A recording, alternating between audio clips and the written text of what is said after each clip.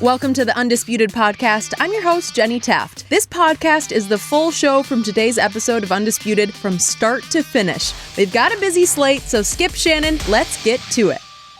Good morning. Welcome to Undisputed. We are live from LA. I'm Jenny Taft here with Skip Bayless. Rob Parker. Shannon is out today, so good morning, guys. I was just too hard on Shannon. Is that what it was? You're going to say that. Needed a day. Oh, I don't know. He went there. I'll try to take it a little easier on Rob. He's a little skinnier than Shannon. I'm going to take diet. I'm going to take it easy on you today, Skip. Yeah. Are you? Yeah. I understand. You know what I mean. Yeah. We go back a long time. We do. We started doing this in 2006 on a show called Cold Pizza. How are you? I'm doing just great. 2006. In New York City, that's right. Trip down memory lane. Yeah. Hey, let's do this. We've got a lot to get to today. On today's show, is LeBron making more excuses? And is Rob ready to jump on the Tebow bandwagon? Maybe you guys talked about that before, and we're going to go there again. But let's start with Skip's guy, Kyler Murray. He is projected by many people to be a top 10 pick, but the biggest critique of his game has been his lack of size. Kyler even said being a first-round pick would be crazy to him because, quote, I'm not over 6 foot. I haven't seen that since I've been alive. Kyler's coach from college, Lincoln Riley, gave his former quarterback some very high praise to Peter King. Riley said this: his speed obviously is off the charts. He'll be the fastest quarterback in the NFL by a long shot the day he walks in the door. But on top of that, I think the things as a runner and athletically he brings and his elite quickness will be important. He's not going to take unnecessary hits. He's kind of got the body to withstand a few. But I almost compare him. I know this is high praise, but I mean, it's almost kind of like a Barry Sanders effect. Yes, I'm small for the position, but I'm so athletic and so smart that I just rarely take big shots. Skip, do you buy the comparison? A mouthful from Lincoln Riley. It is a mouthful. I mean, comparing Kyler to Barry, do you buy it? I agree with Lincoln Riley. Wow. And I'm going to say this again because I've been saying it all football season long. I have never seen anything like Kyler Murray on a football field. And I'm going to say this again. I know that Cliff Kingsbury, the new head coach of the Arizona Cardinals, and I can't believe those words just came out of my mouth because I can't believe he is. I bet you Cliff can't believe it. He probably can't at this moment. But I know he said last week they're sticking with their guy, Josh Rosen. They are going to miss another big boat, or maybe I should say a speedboat here, if they don't take Kyler number one and figure out something else to do with Josh Rosen. I think they could auction him off to the highest bidder because he is made for what Cliff Kingsbury does and will do and could do for Arizona if he had Kyler instead of a pocket passer, prototypical Josh Rosen, stand in the pocket and get knocked down, because that's what's going to happen mostly to Josh Rosen. So I started saying after the Oklahoma-Texas game, which was October 6th, that Kyler Murray reminds me of Barry Sanders. I used those two words, Barry Sanders, on this show, Rob Parker, just for the record. Okay. Because I said I've never seen feet any quicker on a football field than Kyler Murray's. Now, you covered Barry Sanders in Detroit. I watched a whole lot of Barry Sanders all the way back to his days at Oklahoma State. And Kyler doesn't have the gymnastic escapability that Barry had because I'd never seen anything like that. I'm talking about escapability under duress with 3 tacklers around him. You just couldn't get a hold of him, get him on the ground. Barry didn't need his offensive line. He didn't need his offensive line. He was most dangerous in bad situations. The worse the situation for him, if he's trapped in the backfield and he escapes, you are dead because you're not going to have enough defenders downfield to stop him from getting to the goal line. But Kyler Murray, I'm talking about electric feet. I'm talking about video game quickness, just foot speed quickness. I'm not talking about 40-yard speed. So when Lincoln went all the way, Lincoln Riley, to he'll be the fastest quarterback in the NFL by a long shot, I'm pretty sure he meant more quickness than 40-yard dash speed. Okay. Now, Kyler was asked last night at the Davey O'Brien Awards, when did you run a 40 last? And he said, I don't know, 2 or 3 years ago. He said he ran 4.3.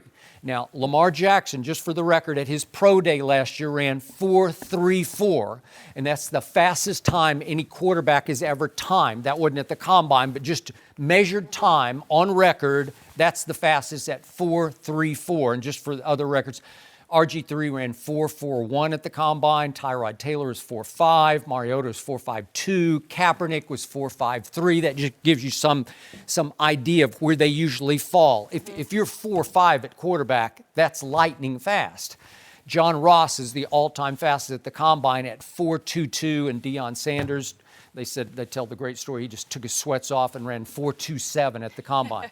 Could Kyler run a 4.2 flat? It would not shock me. But I'm here to say the reason this kid is so special is because he uses the electric quickness to buy time in the pocket. He's not a pure runner of the football. Like, he doesn't look to run it.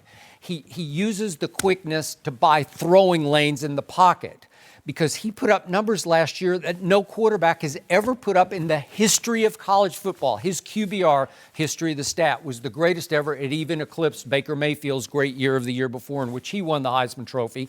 So I'm here to say that even though at the end of the year he had 3 100-yard rushing games at Texas Tech, at West Virginia, and then against Alabama, that's not really what he does. He uses the feet to throw the football, and he can flat out wing it. So to me, in comparison to Barry Sanders, he's the Barry Sanders of quarterbacks, which is why he's such a rare commodity and so special. And again, Mel Kiper right now has him projected going 13th to the Dolphins, though Mel, I saw him on the late Sports Center, did not rule out going 4 to Oakland or even 11. Can't remember. The Giants have already ruled him out, basically, because of his size. That's what they say, right? They seem fixated on Haskins. Sure. So Cincinnati's at 11. So is that a possibility? Well, to me, there's still a possibility at number 1, because that's where he would be the best fit to me. So I love the comparison. I don't think it heaps too much pressure on this kid. I think he will stand up to it. And standing up is going to be the next big question, because how tall will he stand? Go ahead, fire away. Yeah, I have a problem with it. Lincoln Riley, I get it. It's his guy, his quarterback. But it felt like to me, Skip, this was a P.T. Barnum. I'm not poo-pooing Kyler Murray at all and what he was able to accomplish on a college level and going forward, right? Will he be a good quarterback? But I'm just hearing all the stuff that's coming out, and everything is if you don't buy into him, you're a dinosaur. We heard that from the agent. Now we're hearing from his former coach that he's Barry Sanders. And I get it. You might try to manipulate it and say it carefully. And he even stopped before he mentioned Barry Sanders, because he knows what reaction. But when you throw Barry Sanders out there, people are going to have some expectations that are really, really high. So I think that was the problem I had with it, is you're putting a kid out there that he's going to be something that we've never seen, and that's the selling point. It was one thing for him to be, Skip, a first overall pick. They don't want him to be, a first round pick. They want him to be the first overall pick. So this is all the buildup now, and this is where we are. I know you do, and his followers and the people who love him, they want him too. They want to be able to break the mold. It's not enough to have a 5'9" who's going to be the shortest quarterback in the history of the NFL, for him to go in the first round, and for him to be the first the first player who was ever the first round in baseball and football. That's not even good enough for them. They want him to be number 1, and they're going to sell him from here up until a draft and tell you how you better not miss on him, right? You better not miss on a Barry Sanders with a throwing arm. And this is where this is all coming from. We've seen other guys who had unbelievable college careers, Heisman Trophy winners, all the other stuff, who didn't make the transition. You brought up Lamar Jackson. Lamar Jackson, Skip, threw for 7,000 yards his final 2 seasons in college. Was he a passer in the NFL his first year? Not really. 180 yards a game, very limited passing. He was capable. Capable. They won with him. No, they did win, but he wasn't the same guy he was in college. In the NFL, they're talking about his accuracy's not there. They question him as a passer. He can't continue to just run. Would you agree from what you've seen? Kyler Murray's a much better thrower. No doubt football? about it. Okay. Not even close. I totally agree. But I'm just saying the amount of success that Lamar Jackson had in college with those numbers, you would think that it would translate, or at least he would be a lot better throwing the football. So I get all of it and why people are excited and what they're going to do. And this guy's going to be a first-round pick, where maybe in years gone by it would have never been the case because we've never seen a guy this size. But Lincoln Riley needs to pump the brakes, and Skip Bayless needs to pump the brakes, and Kyler Murray's agent needs to pump the brakes. It's hard for Kyler to pump the brakes because he is a runaway train. Well, man. Kyler can't pump the brakes because he can't reach them. So he can't reach the brakes. Oh, well, speaking of that, so he said last night he's going to measure 5'9" to 5'10", something like that. Jenny Taft has interviewed Kyler Murray numbers of times. Do you have any thoughts on what? In fact, I think you have some pictures, if I did a little recall. research Yeah? because I knew you'd bring up his height. And I just thought we should use some photos to really show you how tall Kyler is compared to me. I am about 5'8.5". Okay. I have flats on there, nothing. Okay. You don't have spikes on. He's wearing cleats. He's wearing cleats, And yes. they probably help a little bit, maybe Helps give a you little. an inch. He's got a little hair, help. But I am still looking up at him. You have to see, my eyesight there is definitely looking up a bit. So I thought that was some good evidence. I mean. Okay, so what's your gut feeling? 5'9"? That's my gut. 5'9". But you've covered college 5'9", football. and I think he's 5'9.5". I'm just under 5'9". But you've covered and you've seen the other quarterbacks around in college football, and they True. are much, much bigger. That doesn't mean that he can't play in the NFL and with the style change and different things that are available. I get all that. But I don't think it's the slam dunk that everybody makes it out to be. Skip, you're saying he's a transcendent player, right? He's going to be something we've never seen. I don't know. Is he winning 3 Super Bowls? I think he can be at least as good as Russell Wilson. Now we get to the other measurable, which is stature. Sure. Your weight. I know Mel Kiper keeps saying, I'm more interested, says Mel, in weight than I am height. Because Russell Wilson has more beef to him, more body to him. He's got thickness to him. He has big thighs. He has a big base that he runs from, and he's able to take some punishment because Russell Wilson takes a bunch of shots, man, and for his first 3 or 4 years, he was running more than he does now. But again, to me, I watch Kyler avoid a lot of shots, and he's got some, here I go with another big comparison, he's also got some Emmitt Smith in him, in that Emmitt was a little guy. Emmitt was 5'9", 205-ish. But a lot bigger than Kyler. Okay, but will Kyler weigh 200? 195? If he weighs 200 at that size, at 5'9", 200, that'll work. Yeah. But you have to be able to take some beating, obviously, at the next level that Russell Wilson's been able to take. Kyler Murray took, again, I saw him go 17 times for 109 yards against Alabama in the national semifinal. Take some shots? Sure. He took lots of shots. He took shots in the pocket, but Rob Parker, he has that Emmitt Smith knack for avoiding the quote-unquote kill shot, the career ender, the career-threatening shot. So he's got some gear in him where he senses and escapes the direct hit. And I didn't ever see him take a punishing hit where I said, ooh, I don't know if he can get up from that one. Nope. So to me, he looks big enough. Like he doesn't look small in his jersey to me. He looks like he has enough thickness. He's not Russell Wilson, but he's big enough that I think he's going to be able to survive in the National Football League because he doesn't look to run. Now, Lincoln Riley would call runs for him occasionally, but it's not like he looks to bolt. You're right. Like Lamar, too much to me, even last year with Baltimore, his MO was, I'm probably going to run this time. He's dropping back and you can just see in his eyes, okay, I'll scan, but if I don't see anything right away, I'm going to take off. And when he takes off, to me, he has better, like we had Michael Vick on, and Michael Vick admitted to me right here on this show, Lamar's just faster than I am for 40 yards. Once he gets ahead of steam down the field, and Michael Vick was electric in the open field. He had Barry Sanders in. Now he did. Okay. Moves in order to escape hit. Correct.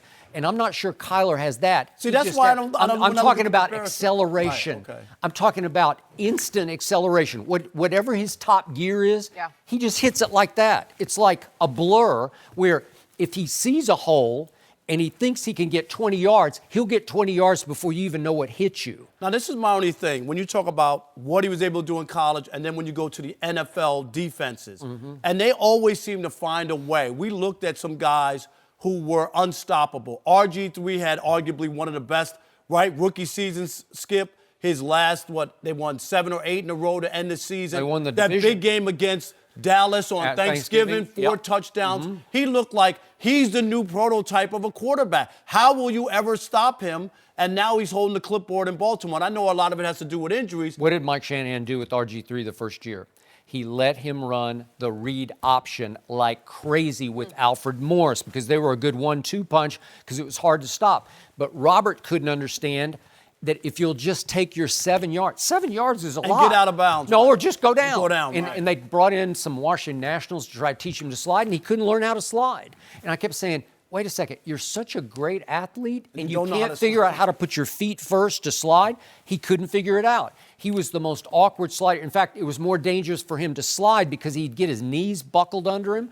And he turned into one of the saddest stories in the history of the National Football League because obviously he got hurt late in the year, and then he tried to bounce back and play against Seattle, and he got hurt again, and then he just got his knee wrecked, and he never recovered from it. Yeah, and I'm just saying, they seem to find a way to catch up to you. Colin Kaepernick, when he first started, Skip was another guy. Remember that playoff game against Green Bay?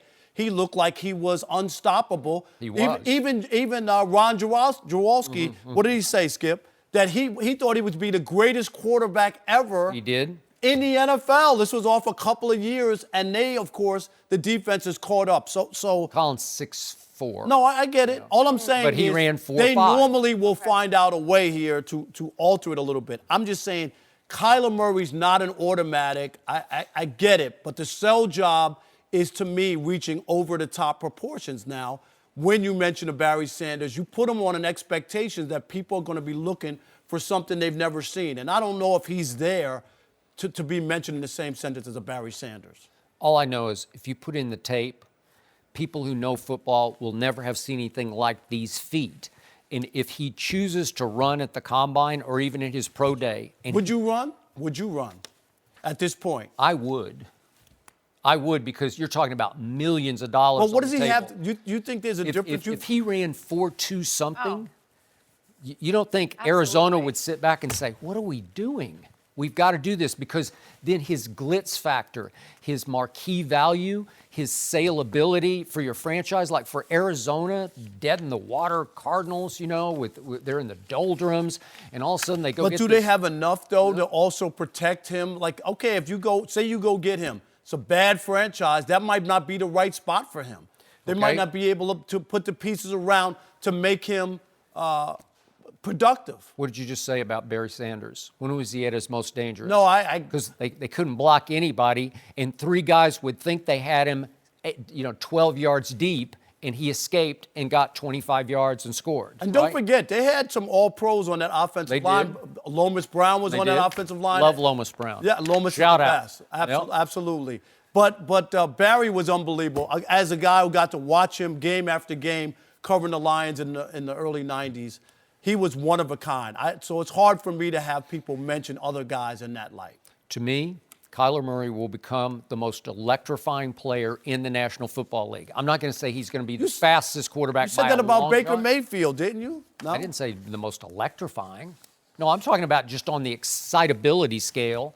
This kid is off the charts. And I watched every snap he took at Oklahoma, and I was on him early like, really? He just did that? And he did that? And then that run against Texas late in the game. They lost the game because they had the worst defense in college football this year. But he was the difference maker that game. He was. And he got him back in it. Does it scare you he just had the 45. one season or no? It was I know it was unbelievable, but well, it was. Does Every that game scare he you? did something else to impress you. He just kept getting Every single greater and greater, and then statistically, it's the greatest season any quarterback's ever had.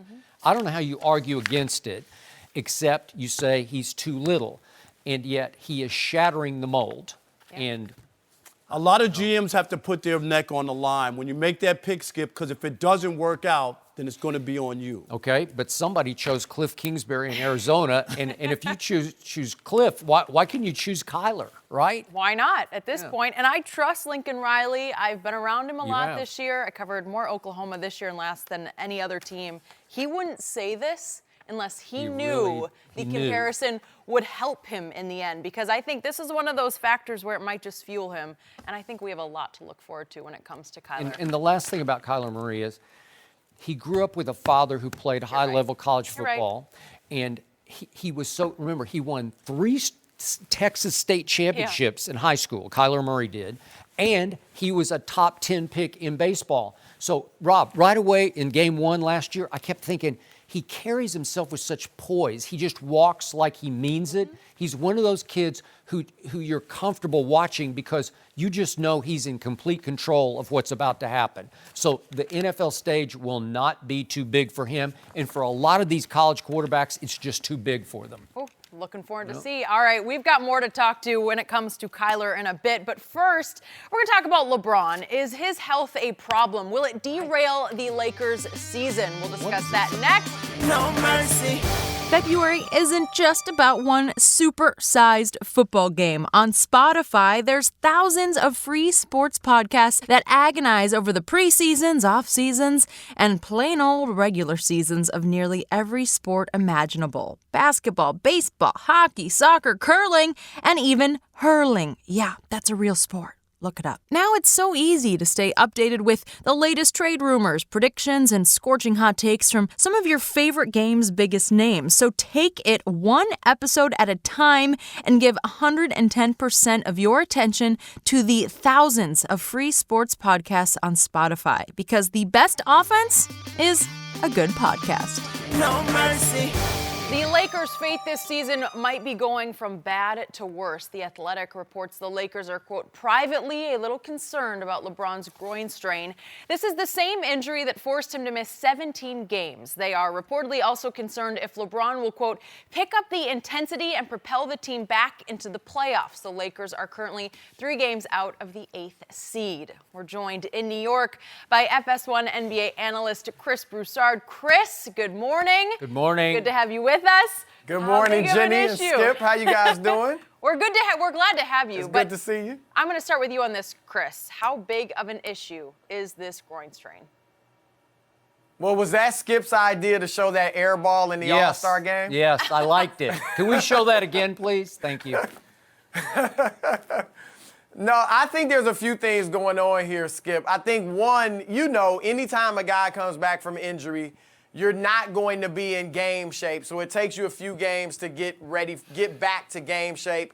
And with LeBron, he's the type of player that players have to get used to playing with him, and he has to get used to playing with them. So I think those are a few of the reasons for what looked like subpar play in terms of by LeBron James standards in his first 6 or 7 games back.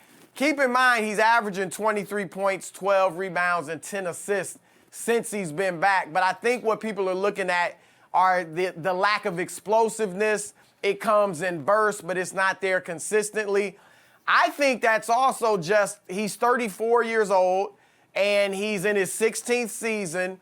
And I think the aging process is beginning to hit LeBron, and he knows it, so he paces himself. Last year he paced himself, maybe even the year before, but then he had this huge burst at the end of the season. Remember, everybody was talking about the Cavaliers in these dire terms. Are they the same team? Are they going to be okay? Is LeBron going to be able to get them back to the finals? And he came on very strong in the second half of the season. I expect to see the same thing. I talked to a person close to him this morning, and they said the groin really isn't a problem. They think he's just kind of been pacing himself because he's not quite fully in basketball shape.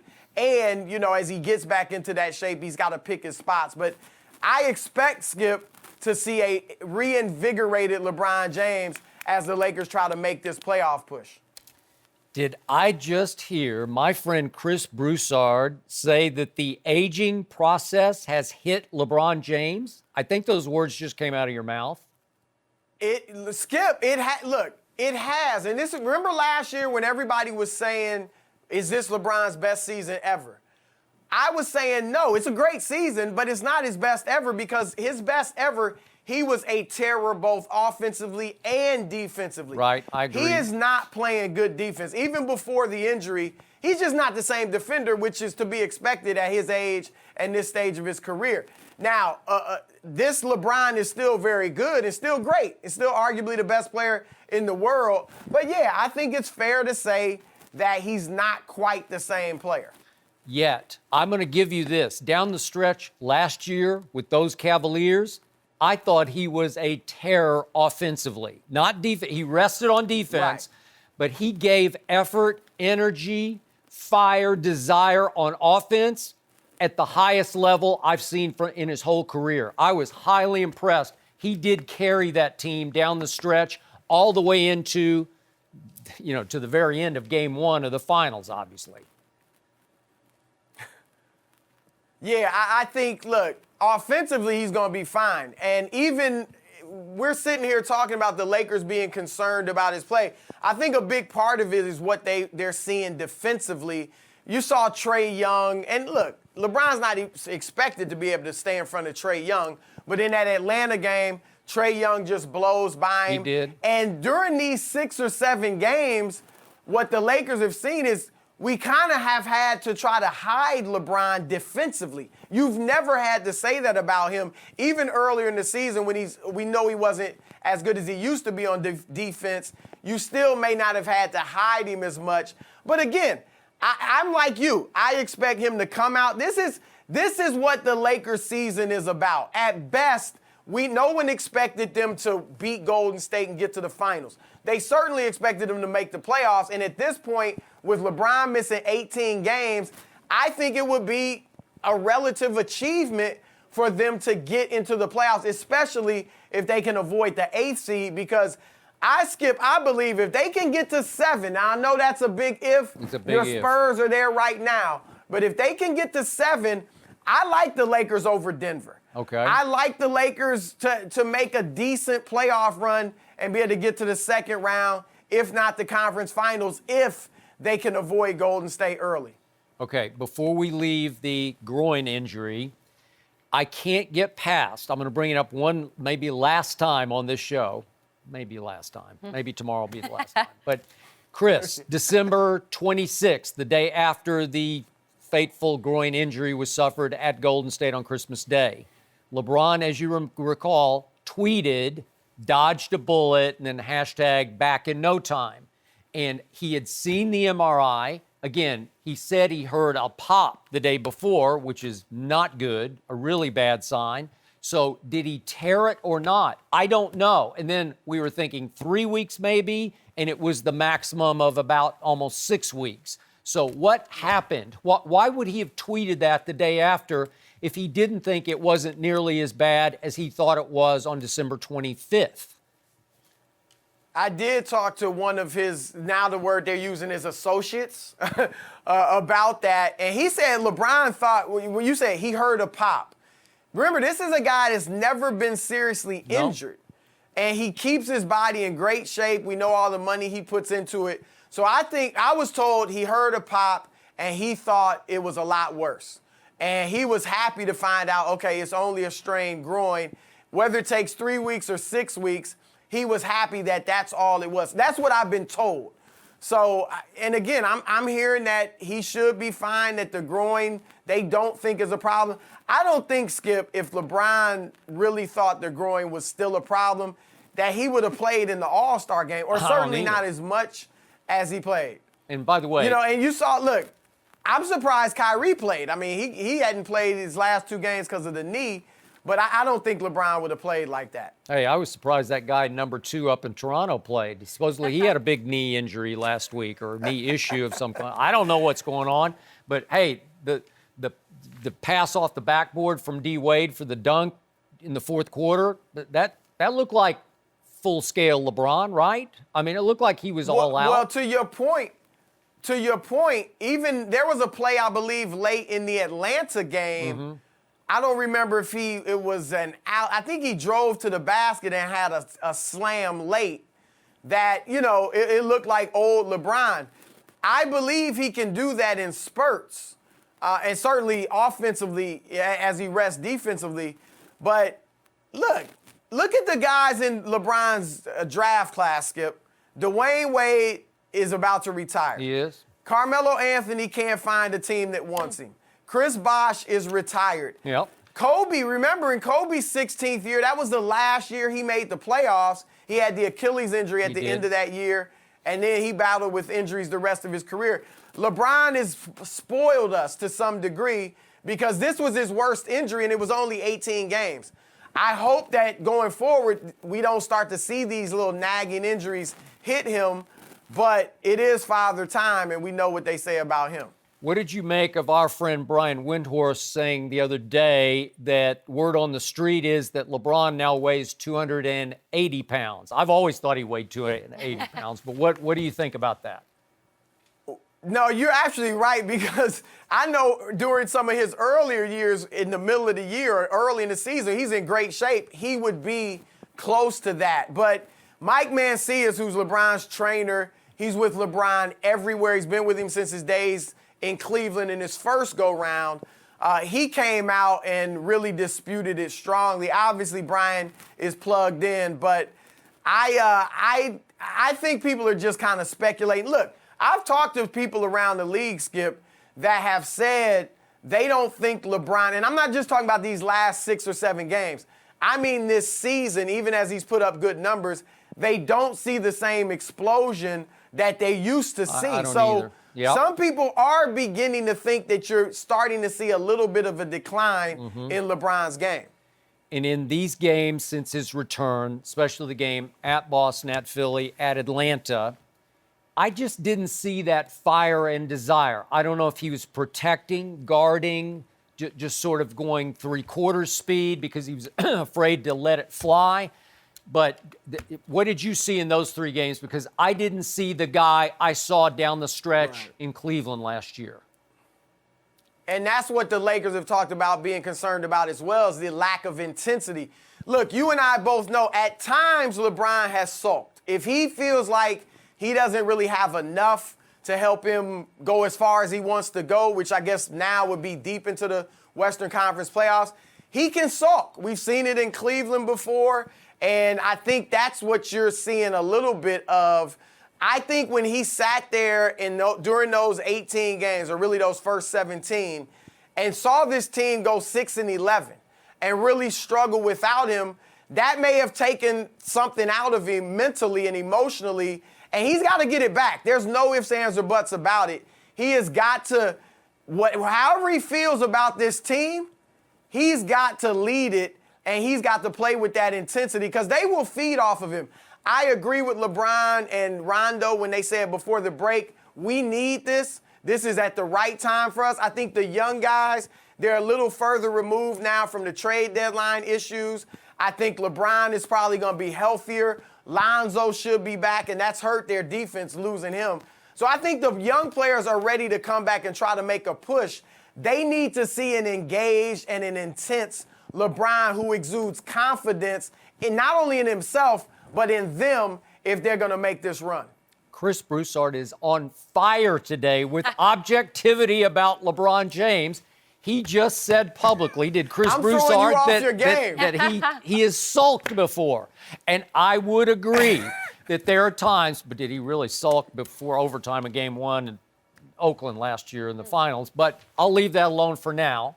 But remember the virtual rant from Rich Paul, I think it was to The Athletic, about when LeBron was going to come back or not come back. In fact, you'd talked to Rich, remember, earlier that same day, I recall? Yeah, and he told me if it were the playoffs, he would have been playing. That was about the 3rd week, was it, of the injury? About the 3rd week. But third then maybe he just got tired of the questions later in the day, but his comments to The Athletic were in the form of a rant. It got profanity laced, and the point was, we will come back when we are ready to come back, and it smacked of the Lakers are starting to sort of encourage us strongly to come back, starting to want us to come back before we're ready to come back. Is he sulking a little bit because he felt forced to return at a schedule? Possibly. LeBron would not respond favorably to that, I know, but I also think that he probably was just like, look, this is a groin injury. You don't want to play around with this. If I come back too soon, then you could re-injure it, and then the season is really lost. And I don't think he should be blamed for expecting this team to be able to hold the fort while he's out. Like, they really, Skip, they let go of, losing to the Knicks, losing to the Cavs. We really shouldn't even be having a will they make the playoffs conversation, but we are because they kind of let the ball go. Although, now, I will Chris, say they did have injuries. And remember, they won at Oklahoma City, and they had Houston dead to rights and let them off the hook at Houston. Remember that? That was the impressive side of the scale. But I agree with you. There were some nights when it went south, and then Lonzo got hurt at Houston. And you're right. They probably didn't hold up their end of the bargain high enough to warrant LeBron coming back and saying, well, we got this. But again, how much to end this? Like, how much do you feel like his legacy is on the line if they miss the playoffs? Will anybody hold it against them? I think it depends on how they miss. I mean, if he gets hurt again, misses even like 5 games, then I don't think they're going to make it, and I don't know how much you could blame him just because he missed. I think from that point, people would begin to look at, is LeBron the same? You know, and I think Lakers fans might start to worry, we got 3 more years, but it might not be the vintage LeBron that we thought we were getting. I think that's what you see. Look, his legacy, you and I both have him ranked beneath Michael Jordan. I don't know what he can do that's realistic to pass Jordan. But otherwise, he's viewed as a top 5 player. I think where that stuff is secure. His 3 championships, his 9 finals appearances, all that's secure. But I said it before he went to L.A. When you go to the Lakers, they expect championships. Agreed. They're not going to be excited about a second-round run. No. You know, about a Western Conference final, even getting to the finals and losing. They're not going to be excited about that. And all of the other players on LeBron's stature who played for the Lakers, Wilt Chamberlain, Jerry West, Kobe, Shaq, Kareem, Magic, go on and on. They all delivered at least 1 championship. And when LeBron signed with the Lakers, they were expecting at least 1 championship. And, look, they could make up for it in the summer if they get Anthony Davis, maybe another player, and, then we'll see what they could do. But it would be bad. I'm not going to say disastrous or colossal if they don't make the playoffs, because we can look at how they played with LeBron. 4th seed, well over 500 with him, to when they played without him, and that's really why they wouldn't make the playoffs, just because he was injured. So I think it'd be a little ding to his reputation. Maybe he wouldn't be considered the best player in the world anymore, but I don't think it'd be a real dent in his legacy, for in the long term. So my takeaway from this discussion is I am not going to give LeBron the injury excuse for the groin right now. It seems like he's well enough that he could carry this team to the playoffs. Fair enough. No more excuses. I think that's fair. Chris, thank you for your time. You're going to join us a bit later in the show. Coming up, will the Giants really send Odell packing this offseason? We'll discuss all that next. No mercy. The Giants reportedly came close to trading Odell Beckham Jr. last year, but they ultimately kept him because of the Patriots. Chris Sims said yesterday on Pro Football Talk that New England's interest in the star wide receiver made the Giants think twice about moving him. Trade rumors have continued to surround Beckham, but the Giants have said they're keeping him. Rob Parker back with us. Rob, what does this tell you? First, I'm going to say this, Skip. If they don't upgrade the quarterback position, and I mean get their quarterback of the future in the draft or make some sort of move away from Eli Manning, the Giants will trade Odell Beckham Jr. I believe that. Because if you watch Eli and Odell OBJ, he can't get him the ball. I mean, it's not working. It's a waste. It would be a total waste. Now, if they decide that they get a quarterback and they figure it out, there's no way I would ever trade this. I just wouldn't trade him. And shame on the Giants that they need the New England Patriots to pick up the phone, make a call, and inquire about OBJ and then go, oh, wait a minute. What are we thinking? Giants, don't you have the numbers yourself?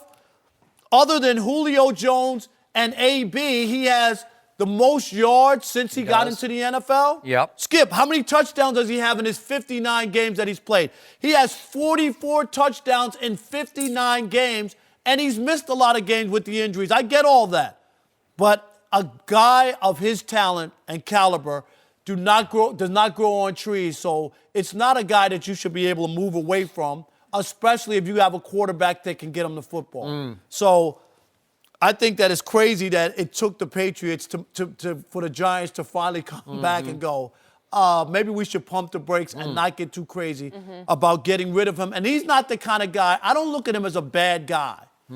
There's a lot of guys. He's emotional. He's a little bit of a diva. I agree. But he's not a bad guy. I don't think I've he is never heard that. Nope. Right? A bad bone in his body, Skip. I also don't think that he doesn't work hard. I've never heard teammates say, this guy's a dog. He doesn't appreciate being in the National Football League and doesn't work hard to maximize his ability. None of that. So if it was the other things, then maybe I'd be like, I just don't want to deal with him. But with his talent and just being emotional, everybody's not built the same way. Sometimes you got to deal with this if you get production and the kind of production that you've been able to get from OBJ.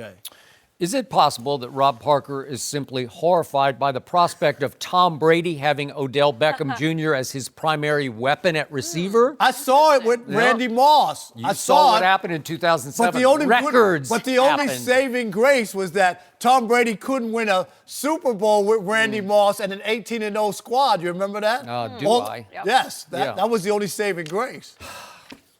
So, this is how I quantify things that I hear. How did they hit my psyche? When I first heard this yesterday, just before our show, even the prospect, and it came across as a prospect, a possibility, because Odell, out of the blue, out of left field, had commented on the Instagram post of Tom Brady from Costa Rica with his kids at sunset, the 3 kids from the back at sunset.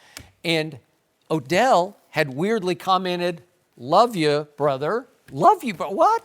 Odell and Tom Brady?" And so it started to drive the speculation. Wait a second, is this possible? And then I hear later, wait a second, this was possible a year ago, and it gave the Giants cause to pause and say, wait a second, maybe we shouldn't do this if And Belichick then signed him is to the big contract. Yeah, and they gave him the money, which I thought was a mistake for them because I don't know that Odell fits in New York City. I don't know if he's the right fit in the Big Apple. So now, how did this hit my psyche yesterday? It rang true that Odell would be a much bigger success in Foxborough than he would in the Big Apple. I don't know that the Big Apple is good for Odell. I think he spends too much time in Manhattan on weeknights and off nights, and I think he's got too much going outside of football. And the best thing that could ever happen to him, as pie in the sky as this whole thing might be, as big a long shot as it might be for Belichick to pull this trade off because of the money involved, I still think that Odell would thrive at a much higher level within the confines of the culture in New England. See, I just think that you want Tom Brady, you want to get Tom Brady help. You saw the Super Bowl, Skip Bayless, when Tom Brady had no touchdowns, 1 interception and a pick, and he looked like the Tin Man in the Super Bowl and didn't get much done. Do you realize who he was throwing to in the Super Bowl? But I'm just trying to tell you, that's what you really Julian want. Edelman last year made $2.9 million. Skip, he was the Super Bowl MVP. Right, What are I you know. trying to poo-poo him now? $2.9 million. He's 32 years old, coming off a major knee reconstruction and a 4-game suspension to start the year for PED use. That's who you're throwing to. That's your MVP of the Super Bowl, not to mention Chris Hogan, who now looks like he's on his last legs. He made a grand total of $3.5 million last year. And what's left of the Frankenstein monster Gronkowski, who did make the play of the Super Bowl on the throw of the Super Bowl from Tom Brady, 29 yards down to the 1-yard line, the one big touchdown that broke the game open. Gronk made $8.9 million last year. So that's what you're throwing to. Odell will count $21 million against the cap next year. That's why you know it won't happen. Okay. There's no way that the Patriots would make that move. So I look at the 4 receivers that Belichick has acquired that gave Brady some to a lot of help. Randy Moss had become a malcontent in Oakland. Do you remember this? Because I was very close to Al People thought Davis. he was done. Well, listen, Al Davis, who I have the highest regard for, very close to him, he tried and failed with Randy Moss, and he felt like Randy just quit on them because he did. He just shut it down and he wouldn't try. I don't know why, but Belichick was able to steal Randy Moss for a 4th-round pick. At that point, in his first year in New England, he made $3 million, did Randy Moss. They gave him his money after the 07 crescendo year. And he got 14 the next year, and then he only, that counted as bonus. Then he made 6.5 the next year. That was his last year in New England. So he wasn't a big ticket item. He should have made a lot more money than that. Of course, that's 07, 08, 09. So then I look at Wes Welker. He traded a 2 and a 7 and got Wes and a 4th back, okay? So 2 and a 7 is pretty much to spend for Wes Welker, but Welker was making $6.1 million, so not a huge ticket item. Did he work in New? Sure, he worked. Okay. Sure. Yep. Now, Chris Hogan was just a pure, you got to buy him on that. He was a free agent. And by the way, our guy who used to be on the show with us, Rob Ryan, congratulations to him. He got a job in Washington. But Rob Ryan said we made a big mistake when we didn't re-sign Chris Hogan in Buffalo. Remember that? Because Chris Hogan was pretty good. I don't know if he's pretty good now, but they gave him $12 million for 3 years. Okay, so that's a steal. And then now here's the key one: Brandon Cooks. Belichick traded a 1st and a 3rd and got Brandon Cooks, but he was still on his rookie deal. He made only $1.6 million that year with New England, okay? So now, what would it take to get Odell Beckham Jr.? You have the 32nd overall pick, the last pick in the first round, then you have 2 2s. Could you, would you give the 1st and maybe a 2nd or maybe a 3rd, the 1st and a 3rd for Odell? Man, I would, because you don't have anything. You're just, the cupboard is bare at receiver. Sure, you would do that because that would only be beneficial to Tom Brady as he goes forward. But I don't know. Is Odell going to be cool with the dinking and the dunking and not Brady stretching the field and throwing the ball downfield? Rob, what? Tom Brady just won the Super Bowl. Tom Brady just played the 2 best games a quarterback played in all the playoffs against the Chargers and at Kansas City. And he finally cracked the code of a Wade Phillips in the Super Bowl, whose game plan was right there with Belichick's game plan. That was an all-time defensive battle because it was Belichick versus Wade Phillips. I get it, but right? Brady didn't play that well in that game. Who was he throwing to again? I understand. Edelman, Hogan, Gronkowski. Edelman was the That's MVP, it. That's it. And wasn't he the MVP? Do you realize who was split out at wide receiver on the 3 most important plays when they cracked the code? Rex Burkhead. I just don't think. Are you kidding? I don't think the Giants, first of all, would even trade OBJ to the Patriots. I think people would look at this and go. It's not like they're in the same division. No, but still, to help the Patriots and Tom Brady moving forward, to trade a player of that caliber, that would be going against the rest of the NFL. What if you got if he a 1st and a 2nd? Well, What I would if you ask could for a 1st and 2nd from somewhere else, from a team that has a higher 1st and 2nd than the Patriots. Yeah. Well, what if you've decided that you way overpaid for Odell for what he does for you? Okay. How many times has he made the playoffs for the Giants? How many times has he carried the Giants to the playoffs? Is it just him, or is it Eli Manning in his waning years? Some. Because some of it is the quarterback, Skip. We just saw Saquon Barkley have an unbelievable rookie year. Did it translate into wins for the Giants? No. No, because you still don't have a quarterback that you need to do some other things. As much as I do like Odell personally, and as much as I do agree with your premise that his heart is good, he is still one of the all-time over-emotional divas. He can go off like that, and when he goes over the edge, he's gone over the edge. He's theatrical, he's melodramatic, he's throwing fits, he's tantrum. It's hard to win with that, and trust me, none of that would play in New England. The culture of stability, of discipline, of work ethic would be just what the doctor ordered for that young man. He would be like, wow, I've found a new world, and he would have to blend into that world. Well, let me give you some failures in New England where people said if people went to New England, everything would be one is Chad Ochocinco. Chad Ochocinco on my list. Yeah. Michael Floyd, Josh Gordon. Everybody said, Josh Gordon's going to New England with Tom Brady. He just looked like he was on his last legs to me. But they got some mileage out of him. But they didn't get what people thought. Okay, but he was Tom's favorite receiver. So my point is, games. it's not a magical place or elixir that if you go there, you're going to get straightened out. I'm just saying Odell Beckham Jr. is a guy he is New York. He is a guy that gets the back pages of the tabloid, Skip, that people talk about. All of his numbers are really good when he's playing. I get the injury part. He has to stay healthy.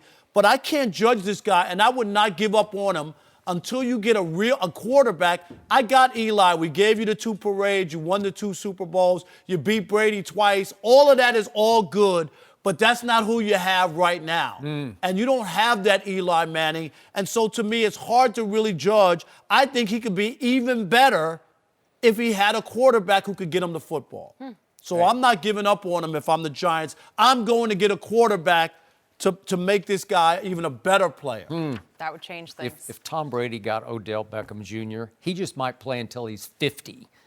You're he stuck would probably with it, Rob, if he that would probably outlive Odell in the NFL. So this would be the first time a sports writer would retire prematurely, Yes. because Yeah. I would have to. You might be done. I don't know if right? you could handle I it. couldn't do it. That's a lot more years for you. No mercy. We're talking about Tim Tebow. He remains one of the most polarizing athletes, and he's expected to start the baseball season with the Mets AAA club. And he's received a lot of criticism both on the diamond and on the football field. But on Sunday, he had a strong message for his critics, and this video has gone viral. Take a listen. It's really trying to keep perspective and not letting other people define you, because they sure do want to. And I try to encourage young people all the time to not let the world or other people, outside sources, define you, because you're always going to have critics and naysayers and people that are going to tell you that you won't, that you can't, that you shouldn't. Most of those people are the people that didn't, that wouldn't, that couldn't. And don't be defined by outside sources. You go after your dreams. Succeeding or failing is not making it to the bigs, or it's not necessarily fulfilling that. It's having to not live with regret because I didn't try. And, I just feel for all the young people out there that don't go after something because they're so afraid of failing, that you're going to live with a lot more regret than you would have if you tried and you failed. And I'm very passionate about that. And I think the reason that a lot of people don't go after things is because how much you will be criticized. And what if I fall flat on my face? And so fear and doubt and all these things creep in. And I just don't believe that's the healthiest way to live. I don't want to have to live with fear or doubt every day. And, regardless of what everyone here says about me, it doesn't define me. All right, Rob, what was your reaction to all Skip, that? for the first time, I agree with Tim Tebow on this part of his message, not the entire message. Okay. What's the asterisk here? No, Yeah. but I agree with this, because I believe this to be true.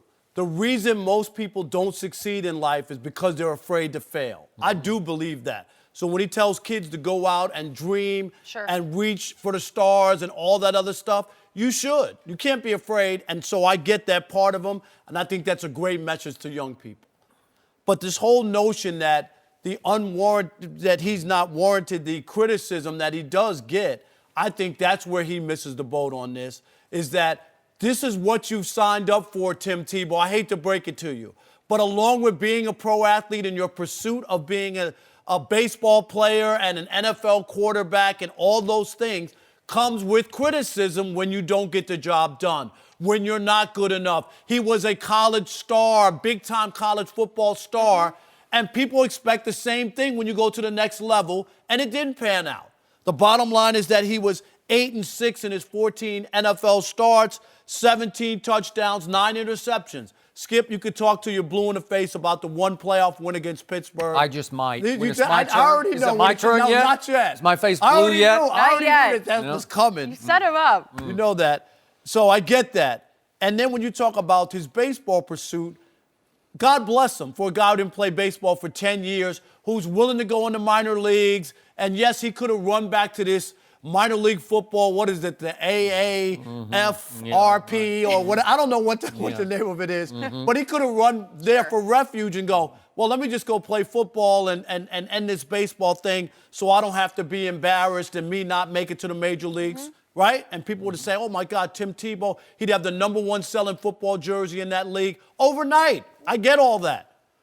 But his baseball numbers just aren't good enough. AA last year, 273, 6 home runs, 36 RBIs, 103 strikeouts in 84 games, doesn't walk enough, 22 walks. His power, his OBP is only 336. When you start looking at these numbers, they're just not good enough So there will come criticism about your play. So for him to push back on people who criticize, not him as a person, it's not personal. I tell people all the time, as sports writers and commentators, Skip, we're not talking about the guys, is he a good son or husband or father or boyfriend or whatever. That's not what we're talking about. Mm-hmm. We're talking about the job that you're doing and the position that you're in. And that's what we critique.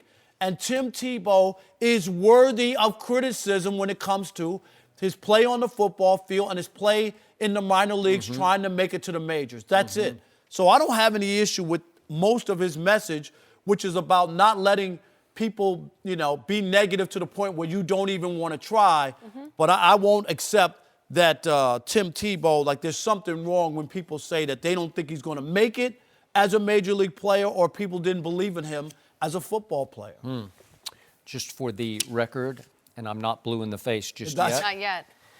Tim Tebow did make the Double-A All-Star team last year. Skip, that and 250 will get you on the subway in New York. Okay, well, that will get you a lot of places because it might get you to the big leagues this year because that was extraordinary that he took really 11 years away from baseball and said, I'm going to go try this, and I might fail. He was on the record from the start. I just might fail, but at least I'm going to try.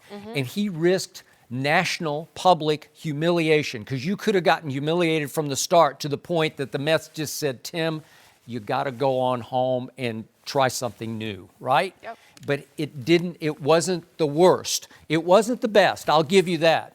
But he has had flashes. He's had stretches where the Mets are saying, this just might work.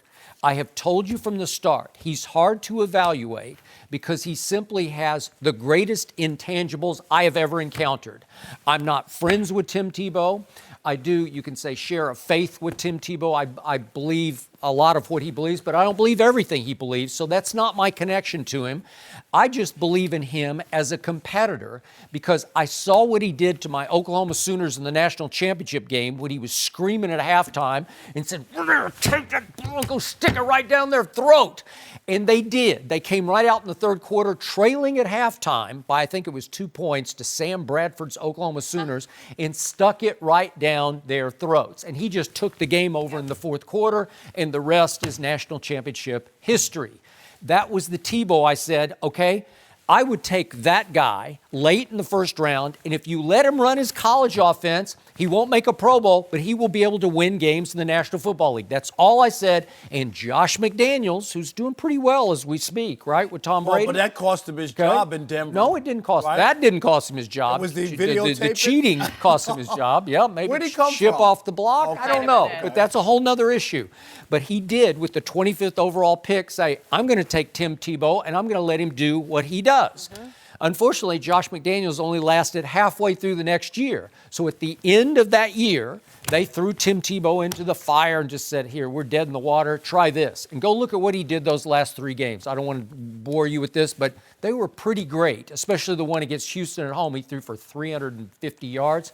And I thought, oh, that'll work. And then next year, John Elway took over and said, let's just get rid of him. Let's throw him into the fire at Miami, and this will go away in one day. And the rest is NFL history because he went on what I think is one of the great runs in the history of the league.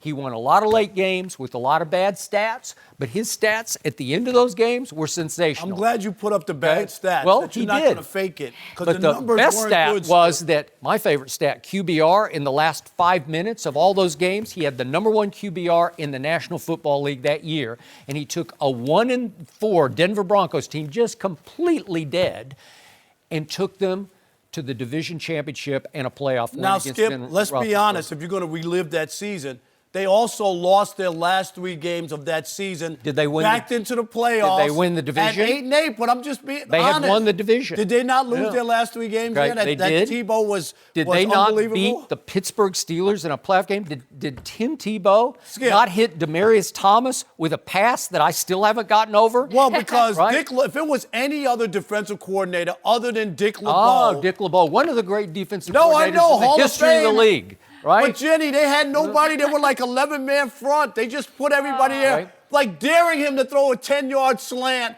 and that's all it was. I mean, Anybody else would have been fired after that play, Skip. And here's the other thing that I love. Whenever it's about Tim Tebow, it's the intangibles. You know why people bring up intangibles, Jenny? Why? This is when they don't have any stats. When they don't have any stats, I have to go to something that you can't see, I can't see, and the average fan can't see. You know where you can see it? No. Scoreboard. No, this is why. Scoreboard. Rob Agreed. Parker, when he gets called up to the big leagues, which is going to be your next worst moment of That's your not career. gonna happen. No, he will get called up to the big leagues. And when he does, he will instantly become the most popular figure in all of baseball. Does baseball not desperately need a Tim Tebow right now? I watched some videos. Tim Tebow doing what, Skip? Is he coming up to pinch hit You know what? in the 8th inning? Yeah, he will. What he is will. he? And Skip, you know what? I wouldn't bet against him What in that is he, situation. though? He's not a home run hitter. He's a big guy. He's not a home run hitter. He's at 14 home runs in 211 Have you seen games. stats for some of the all-time sluggers in their first 2 years in the minors? It takes a long time to learn this game. You know it, and I know it. It's one of the toughest things to do. I get you that. I get there, but I'm just not buying that Tim Tebow is going to make an impact in Major League Baseball. He will. Skip, he might have a cup of coffee and a sweet roll, but that's about it. He'll have 2 or 3 big hits, game-winning hits for the Mets, and he will become the it player in baseball because that's what he's made of. And when he pulls that off, it's going to be sweet to a lot of people who believe in this guy because he did it against the longest odds you could ever do it against. Because the Rob Parkers were all saying, you are going to fall on your face in baseball, right? I'm rooting for the guy. I hope you come back that day he gets called up to the big I want to leagues. be here for that. Yes, we're going to have you back for that moment. I have to agree. I'm with Skip. Tim Tebow. How do you not listen to that and be inspired by the guy? I hear you. All right, we need some inspiration for LeBron and the Lakers possibly because they could miss the playoffs in their will. his first Oh, I'm season in sorry. LA. You spoke too soon. We'll discuss that. No mercy. LeBron's first season as a Laker has not gone as planned, and there's even been reported tension with Luke Walton. Walton was asked about that by TMZ and said, quote, "I don't know anything about that. LeBron and I get along just fine." This follows a report by ESPN last month that said LeBron's camp would prefer a change at head coach. Rob Parker is still here. Chris Broussard joins us again from New York. So, Chris, how will the rest of the Lakers season play out? It's going to play out in that LeBron James is going to come back for the second half, what we call the second half, last 25 games, and play great basketball. The Lakers are healthy now for the first time. Well, hopefully they'll stay healthy. I'm predicting this. Remember, Rondo's missed 34 games. Brandon Ingram's missed 11. Lonzo's missed 10, of course, in addition to LeBron. So with Lonzo back, their defense improves, and the Lakers make the playoffs. Here, look, I think they will be back in the playoffs, meaning the top 8 seeds, by early March. 5 of their next 7 games are very winnable. They start with Houston on Thursday, but then they've got New Orleans twice. They've got Memphis, and they've got Phoenix, and then they've got a tough game, obviously, against Milwaukee. But I think if they can go 5-2 during that stretch, and even if they lose to a bad team, maybe they'll beat Milwaukee or Houston. But if they can go 5-2 during that stretch, the Clippers are 8-11 over the last month and a half. Everybody's talking about how well they're playing.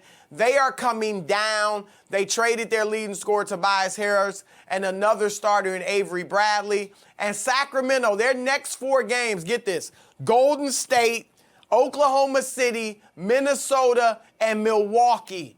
So I'm telling you, the Lakers could be in the 8th seed within 2 weeks, 2 or 3 weeks, and I think that's what's going to happen. I'm hoping they can push to the 7th seed because then we'll see some really exciting postseason basketball. So the Lakers are going to make the playoffs, and Rob Parker's going to owe me a pair of Jordans. No, Really? Here we go. Yeah, we got a big Jordan bet, but I'm not buying on that. And Chris, Wait a second. What kind of Jordans? I want to know. Yeah, yeah, we're looking at like $300 minimum, right? Oh. An expensive Well, pair. that's a skip. Of course, that's if LeBron stays healthy. That doesn't make any All sense. bets are off if he He gets doesn't hurt. want the bet to stick. There's no Skip, chance if he gets LeBron hurt. misses or they built in the excuse for him. But Chris, I'm telling you right here, right now, no way, no how do the Lakers make the playoffs and they haven't been good with or without LeBron.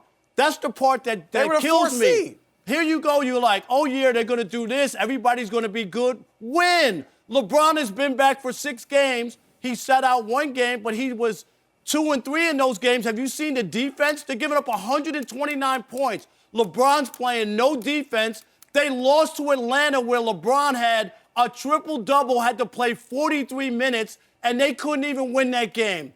Against teams with winning records, the Lakers are 12 and 19 this year, and in their last 25, 15 of those games are going to come against teams over 500. If you just do the math, that's a 6-9 record. They have put themselves in such a tight spot. Everything has to go right. Sacramento has played well all year. I'm not buying on them to just bail out. And I know you're hoping that the Clippers want to hang on to their draft pick so they'll tank the season. I got all that. Go look at the Lakers' last 5 games. The Lakers' last 5 games are against all playoff teams that are currently in the playoffs right now. So they will not have an easy finish. They will miss the playoffs. And you'll go back to 3 games that they lost when they lost to the Knicks here in L.A., they lost to the Cavaliers here in L.A., and that game in Atlanta. Those 3 games will be the reason why they don't make it, Skip. Rob, I hate to tell you this, but you're wrong again, and you're going to lose yet another bet. And by the way, I think you owe me now 2 more dinners. I owe you 2. I bounced back for a minute. So I'm with Chris Broussard on this one, and I'll tell you why, Mr. Broussard. I was pleasantly surprised by how well the Lakers played all the way up through Christmas Day when they were 20 and 14, 6 games above 500. And I thought LeBron had left about 6 games on the table through the first 34 games that I thought he should have been able to close. I don't disagree with that. Hey, we talked about it earlier in the season. Hey, I liked the way they were playing. I liked the way Lonzo was playing off LeBron. I liked the way Kuzma was shooting the ball with such conviction because LeBron James was passing him the basketball. I liked the way JaVale was, for a while, it looked like he was going to be the defensive player of the year. And early on, I liked the way LeBron was actually engaging on the defensive end. But it's impossible for me to believe that LeBron James, even if he goes and sits on the bench when they're playing defense, that LeBron can't, on offense, carry this team to the 8th spot in the playoffs. What happened in Atlanta, Skip? Okay. I'm just asking you, did he not have a triple-double first of all, play well? Atlanta is playing better than you're giving Atlanta credit for because Trae Young is starting to surprise me. Again, I'm a Doncic guy, and I would have taken him in a heartbeat over Trae Young because Trae's just too little for me, and Trae can't play a lick of defense either. But he is surprising me with how well he is clicking and igniting that team. But coming off that loss to Philadelphia where they gave up all that was a game they were supposed to get well, and they couldn't do it. Hey, here's the X factor for me, and Chris and I talked about it a little earlier in the show. Is LeBron pouting at all? Were they forcing him somehow? Did he feel forced to come back prematurely with his groin injury? I don't know, but I didn't love his body language in the games at Boston, at Philly, and then at Atlanta. Is it possible that the kids on the team, knowing full well that LeBron was ready to ship 5 or 6 of them to New Orleans for Anthony Davis, have not quite made peace with that because they're new to the business, and it is a big business, and they haven't quite come to grips with the fact that our star player didn't really want us in the first place. Can they overcome that and get on the same roll that they had in the first 34 games? I still think they probably can. And again, it's not too much to ask of LeBron James, even in his 16th season, to at least get to the 8th spot. My original prediction was they will finish 8th. And then I amended that when they got to Golden State on Christmas Day. I thought they could finish 7th. And to Chris's point, if they do finish 8th, even though Rob Pelinka said after they stole that Boston game because of Rondo's late heroics. You mean his first ever game-winning shot? Okay. First ever. But remember what Rob Pelinka said that night after the game, full of euphoria and maybe something else? But he said, I wouldn't want to face us in a 7-game series. Well, that sounded like he's throwing down the gauntlet to Golden State. Really? But again, my prediction before the year started was They're going to finish 8th, and they're going to get swept by Golden State again, or LeBron's going to get swept by Golden State for a second straight year, and it's starting to shape up that way because if Derek White comes back for my Spurs, and I know most people don't even know who he is, but he is turning into a star point guard for my Spurs. I don't think they can catch the Spurs if Derek White's foot is okay, and he's having all kinds of plantar fasciitis problems, but it sounds like he's going to be okay. So I'm saying 8th seed, playoffs, Rob loses yet again. Skip, here are a couple things, too, that work in the Lakers' favor. I know you'll like this first one. Lonzo Ball, and I've been critical of his offense and all that, the foul shooting, the three-point shooting, lack of aggressiveness. But defensively, he is a very good defender. He's long, he's a savior. He's got good instincts, and they like to switch everything. They do. So he's great for that because he can guard multiple positions. When he's on the floor, they're a top 7 defense in the NBA. When he's off the floor, their defensive rating is 118. To put that in perspective, Cleveland is last in the league with defensive rating at 114. So without Lonzo, they've been horrible defensively. That should improve. And then remember, they also added Reggie Bullock and Mike Muscala at the trade deadline. I'm not saying they're great or they're saviors, but they can shoot the three-pointer. And that's what the Lakers need. Look at the last 3 guys you just mentioned that need to come and save LeBron James and the Lakers. I'm not buying into any of it because as long as LeBron James doesn't play any defense, they're not going to win. And I get it. He's long in the tooth, 16 years. You can't ask other players to pull up their sleeves and dig in when the biggest guy and the best player on the planet is unwilling to do it. So I'm not buying that, and they haven't been good since he came back. That's why I don't buy into this unless all of a sudden they've already given him the built-in excuse with the groin. This is so that if they lose a couple of games and they fall out of it, they'll say, oh, well, LeBron, and we're going to sit him a couple games, and then that'll be the reason why they didn't make the playoffs, because they built in this excuse for LeBron. And I'm not buying it whatsoever. They won't make it because they're not good enough. Rob Parker, you realize the Lakers get to play what's left of the Pelicans 3 times down the stretch in the last 25 games? And they might. Did you see what the Pelicans did the other night in a game without Anthony Davis? Did you see that, Skip? I saw All the Pelicans have to do impressive. is beat them one night, and that will alter that. You want to count those 3 wins? I'm not counting them. I've seen the Lakers with some stinkers this year. I already told you. Cleveland, New York. After the Knicks beat the Lakers in L.A., the Knicks went on to lose 18 straight. So I'm going to say this, Chris Broussard, one more time. I believe that whatever package got offered to Dell Demps when he was still running the Pelicans, if that package did actually include Lonzo and Kuzma and Ingram and Big Zoo and, I don't know, 2 first-round picks, maybe 1 and something else, but that wasn't just a good package. That was a great package because I do believe in these kids if, in fact, they still believe in LeBron. So that's your only X factor, Rob Parker, is that are they going to quit on LeBron because he quit on them? I think the way these trade offers went is that it was like, look, take 2 or 3 of these guys. You know what I mean? Like, they weren't going to give them 6 players, but it was like, take any 2 or 3 that you want. But let me ask you this, Skip. Would you rather, I know it's only 1 player, but would you rather have that package from the Lakers, take a couple of those guys and some draft picks, or Zion Williamson from the Knicks if they get that top pick, and maybe Dennis Smith Jr. or somebody like that? Okay, I hear you on Zion because that cancels everything out. Sure. I'm just saying I believe in all those kids. And I still believe the cupboard is not bare, as Rob just pointed out, in New Orleans. Why do you believe in the kids when LeBron was gone, they went 6-12? That's the reason that the Lakers are in the situation that they're in. Had they just played 500 and tread water when he was gone, he wouldn't be in this spot. I'm not blaming LeBron totally, but when you come back and you don't have any wiggle room, 1 or 2 bad losses could be the difference on why you don't make the playoffs. And we saw it with Atlanta. Did you see what Kyle Kuzma did in the Rising Stars game? Did you see what he's done? Were they playing defense in that game? Right? No, but you can just see he's got guts. He's got no conscience guts. And I love to watch him shoot the rock. because when he gets going, he can flat shoot it. And Brandon Ingram is a huge talent, and I know he's just still finding his way, but I'm going to say it one more time. Lonzo can be transcendent because he's got a unique skill set and a unique vision you cannot teach or coach. You're going to keep Lonzo on the court when the game matters down the stretch. He can't make any free throws. Yeah, well, I wouldn't have him on the court. But you know what? I want him taking big three-point shots because he's made a bunch of big threes for this team this year.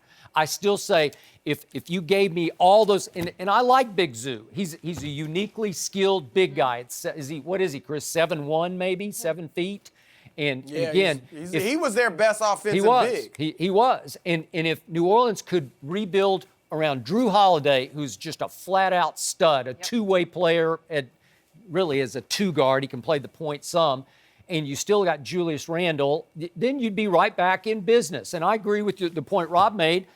They just beat Oklahoma City just on sheer, just sort of no way they will. should have won that game. They just said, let's just do this. And again, will they be a dangerous game for the Lakers 3 times? But the Lakers should beat them 3 times. So that's going to do you in again, Rob. Sorry to tell you. Oh, Rob, you got a lot of bets you might have to live up to here. Yeah, Shoes. No, I got a feeling we'll have at least one before this. We're going to have one, Skip. I'll do one right now. The Lakers won't make the playoffs. Really? Yes. I can get in on this You for can get one in of the on 2 this. dinners? You want to do it? Or do you want to do 2 of the dinners? For 2. Just Lakers make Double the or playoffs. nothing. All they have to do is just make the 8 Skip, seed. make sure he knows that if Thank LeBron you. gets hurt, it's Thank you. off. No, I was Skip, gonna say. you heard what he said? Chris is the only guy who makes Chris, bets thank like you. this. I know what? appreciate It doesn't you go like that, clarifying Chris. From New York. I've won so many dinners from Rob Parker. I'll do the with or without injury. I'm okay. See? Chris, are you going to do the sneaker bet, the Jordan bet like that or not?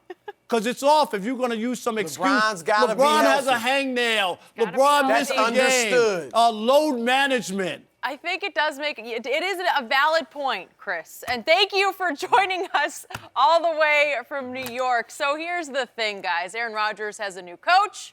Is he still going to be a diva? Let's hear what Rob has to say about that next. No mercy.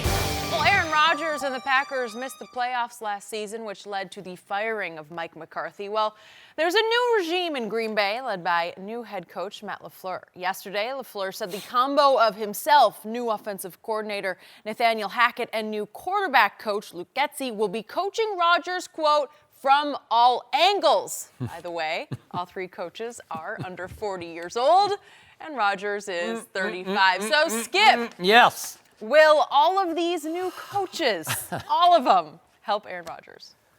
Rob Parker, I actually thought of you last I night was gonna when I say, read this story. He's biting there. He's been chomping at the bit all night. This was a laugh out loud for me, and I was by myself, and I laughed out loud, and it kind of scared me, like, what am I doing? I'm laughing by myself. This was Saturday Night Live come to reality right before me on my computer screen. Like, this is a skit.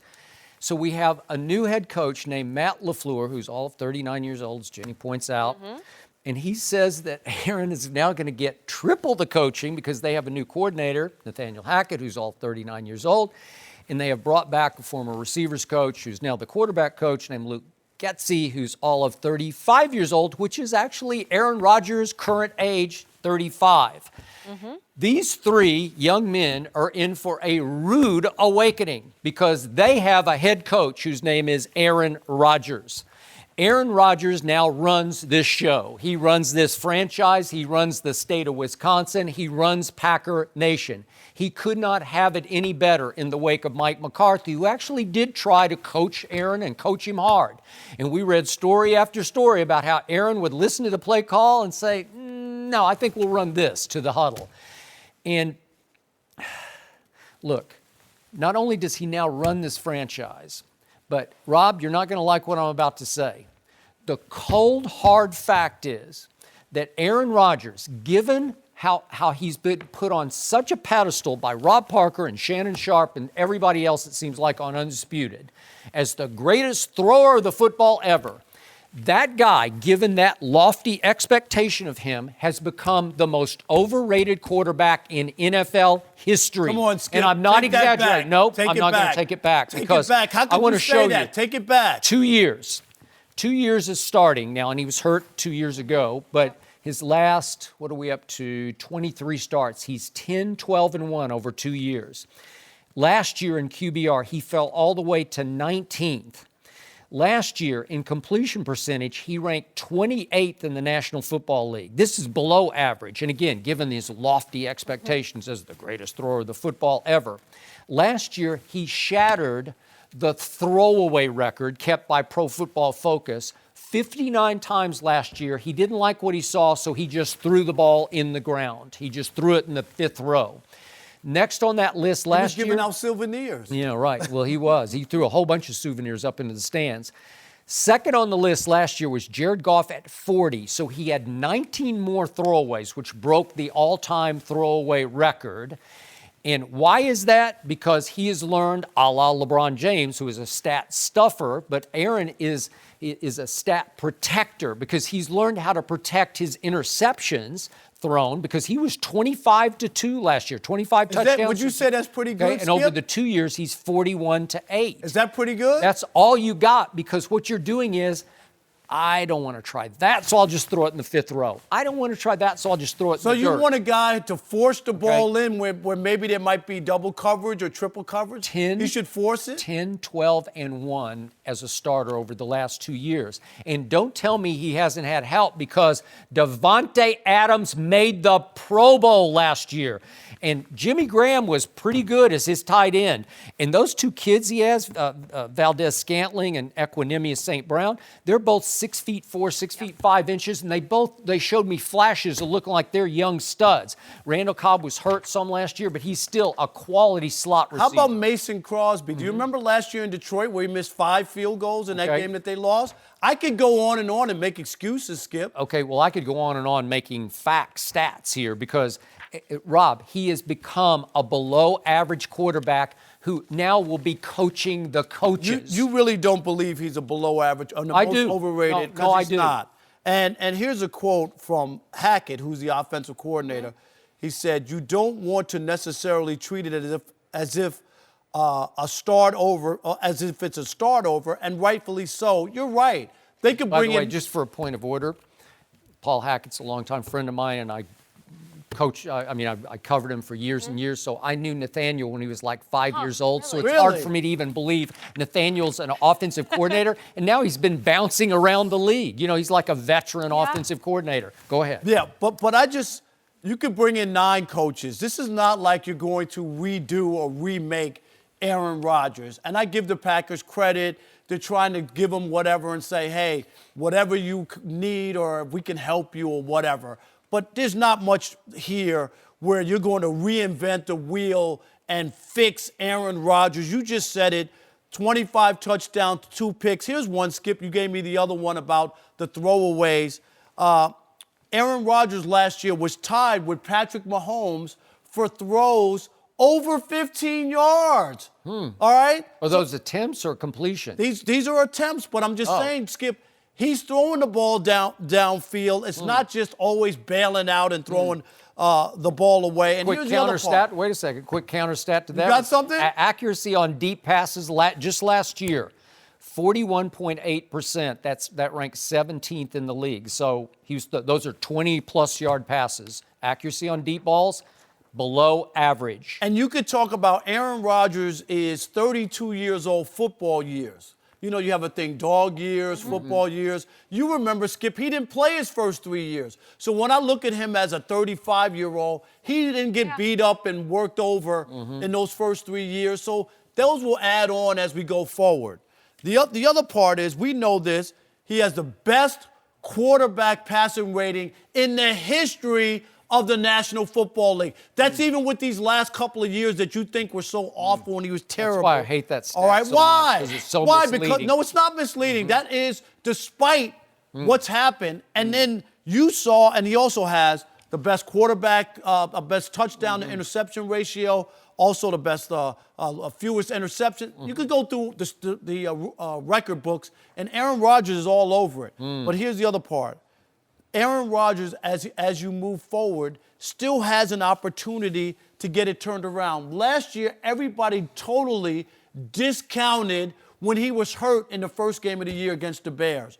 If you watch that game, I thought his season was over. Did you not, Skip, when he went down? He came back, won that game. All I heard was he's the GOAT now because he came from 20-3 down in the fourth quarter playing on a knee that was just ravaged. All I'm saying is, and I think he was just fine. But nobody even took into consideration that he played on basically a bad knee. He didn't complain. He had a brace on it. He just played through it. No, he just played through it, Skip. Okay. That's all I'm saying. Interesting. Yep. And here's another point. Yeah. For people who are ready to bury him, he's not done. He can win at the back end of his career. Tom Brady went 9 years between Super Bowl wins. Don't compare Aaron Rodgers to Tom Brady, 9 please. wins. Jenny, guess how many years it's been since Aaron Rodgers won a Super Bowl?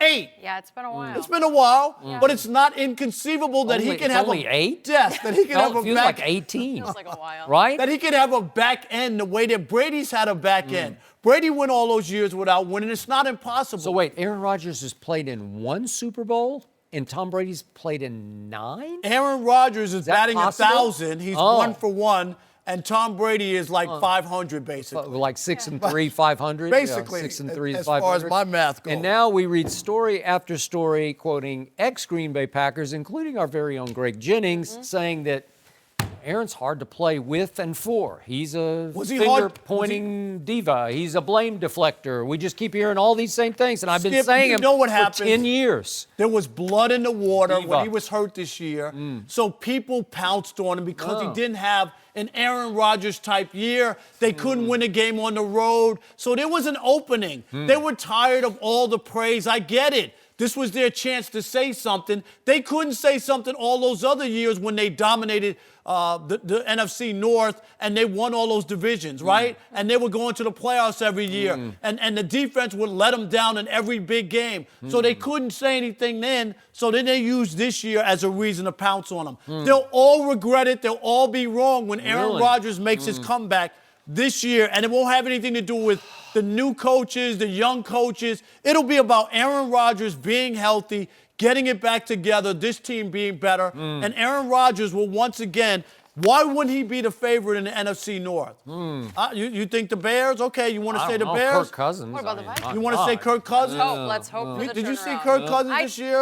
You want to say unfortunately Matt Stafford and the Lions? It's always about Aaron Rodgers. He's not going anywhere. He'll be back. So bigger and better than ever. He just got Mike McCarthy fired. He didn't get Mike I'm about to McCarthy make fired. a reference you're going to love. One of your all-time favorite shows. He just got the Three Stooges hired. Oh, wow. Woo! The Three Stooges You can't just point got hired. fingers 'cause at these are everyone. just Go ahead, three Skip. guys. Try it. Hard. Rob, thank you for joining us. Will the Giants trade Odell this offseason? Mike Rappaport is here, which means he has plenty to say about that next. No mercy. Back to the NFL. The Giants reportedly came close to trading Odell Beckham Jr. last year, but they ultimately kept him because of the Patriots. Chris Sims said yesterday on Pro Football Talk that New England's interest in the star wide receiver made the Giants think twice about moving him. Trade rumors have continued to surround Beckham, but the Giants have said they're keeping him. We're joined by our friend Michael Rappaport, he's back. host of the I Am Rappaport Stereo podcast. He is back. And Michael, I don't need to tell you, but we know you're a huge Giants fan. So what do you make of all this? What does it tell you? It tells me that if the New York Giants somehow, for some reason, needed the Patriots and Bill Belichick to validate Odell Beckham's greatness, I'm more concerned than I was before I knew this. I didn't need Belichick. I didn't need my cousin. I didn't need my nephew to tell me that we have a Ferrari, okay?